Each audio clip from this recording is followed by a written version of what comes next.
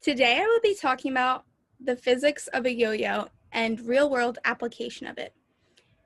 Before I begin my presentation, I want everybody to close their eyes and imagine the first time they've ever seen and used a yo-yo. It looks so much easier to use when watching someone else use it that was very good at it.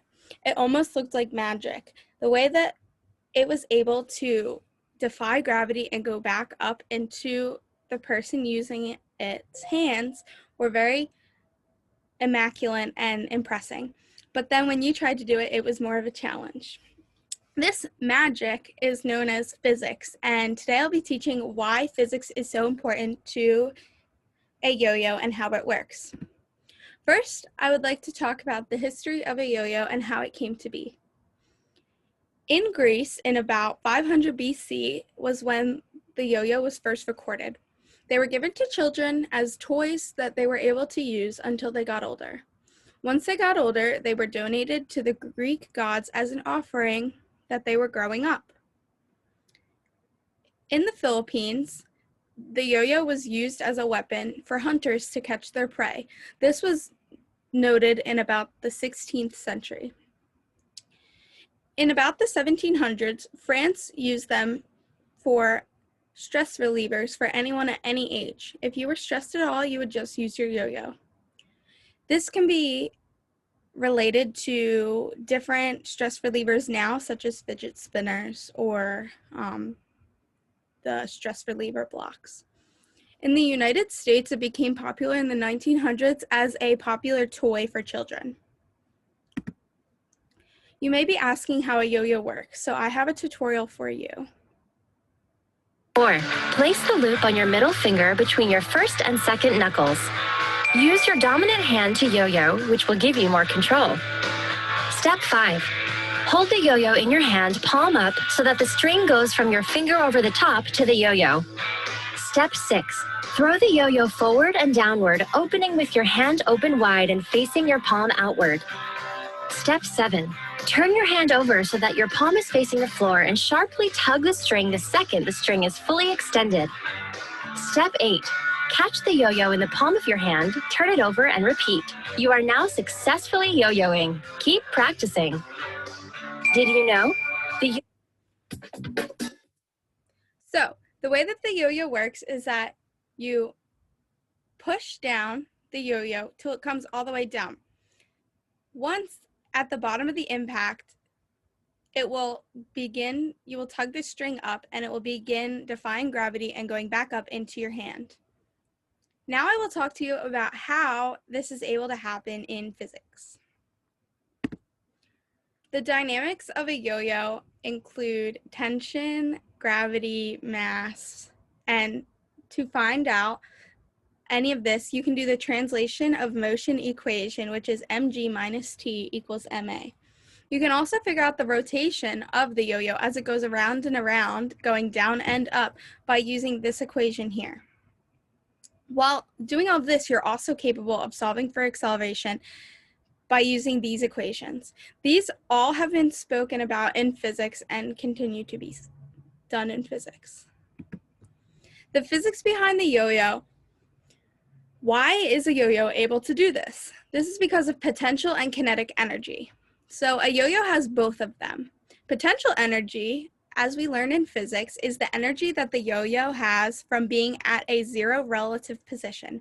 That means when the yo-yo is in your hand, for example, is one of the areas of potential energy. The kinetic energy is the energy of the yo-yo when it is moving. So that would be when it's moving down or around. The most interesting thing about a yo-yo is that it has two types of kinetic energy. It has transitional and rotational energy. Transitional is when the yo-yo is going down and up, so based upon gravity. Rotational is when the kinetic energy from the yo-yo while it's spinning. The yo-yo is constantly spinning, and as you can see here, the more energy supplied by the tugging the string, the kinetic will be a part of the kinetic energy, and the kinetic energy will also rotate continuously. A yo-yo will eventually stop spinning because of air resistance and friction. in the air. The cool thing about yo-yos is that you can do amazing tricks with them using these different skills in physics. Because of the kinetic and rotational energy, you're able to do fun tricks like walk the dog and the creeper. Walking the dog is when you throw the yo-yo and gently have it placed to the floor, and you walk with it and yank it up before it stops spinning.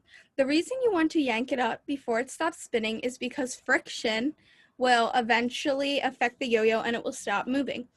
This is similar when you do the creeper yo-yo tricks, because instead of walking the dog, you crouch down at the right moment you pull it back up. This is also because of friction. If you don't crank up the yo-yo at the right time, you will not be able to get the yo-yo because of the friction. It will stop and fall over. I think it is super interesting that physics allows us to learn about the yo-yo and have cool, interesting things. It also allows us to see interesting and amazing tricks such as these ones. These would not be possible without physics.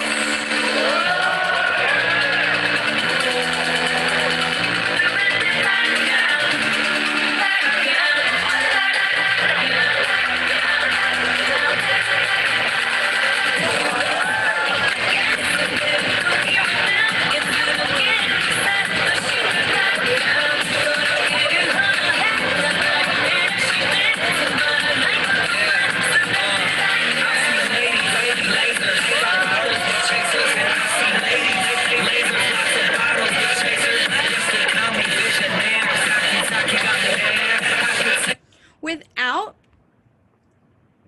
physics, these things would not be possible at all. What looks like amazing magic and obvious hard work would not be possible without physics, with potential energy, kinetic energy, with transitional and rotational kinetic energy. All of these things are important to ensure that physics is being shown. Thank you for watching about how physics of a yo-yo can affect your life every day. Now you know that yo-yos aren't made from magic, but from physics. Thank you.